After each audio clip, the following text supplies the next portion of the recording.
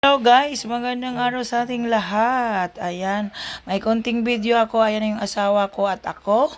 Nandito kami ngayon sa Comelec. Mga araw na ito, kami ay magpaparegistered yung asawa ko kasi ilang taon na yan na hindi siya nakaboto sa mga oras ng botohan tulad ng national boto para sa lahat ng mga opisyal ng ating bansa at komunidad. Nakapila kami dyan. Tapos sinabay ko rin yung pagkuha sa kanya ng senior ID. Sinamahan ko siya kasi hindi niya kaya gawin daw. Kaya sinamahan ko.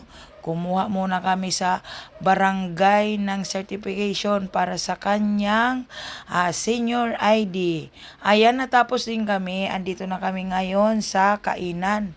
Pumasok namin sa kainan dahil alauna na yan. Medyo matagal yung aming mga ginawa. Nagutom kami.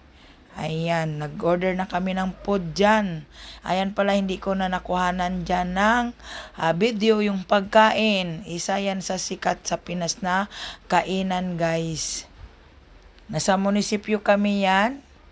Kasi doon lahat namin kuhanin. Ayan na, nagutom na, pagod pa. Ayan, nag-aantay ng pagkain na yung kasama ko. Ayan, medyo nagpahinga lang kami muna dito dahil umulan ng bigla. Bago kami umalis ulit.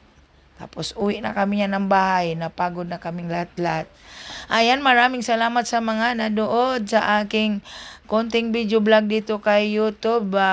Mag-subscribe kayo lahat, guys. Ipindot lang notification bell dyan para lahat na video vlog ko ay updated kayo. Maraming salamat.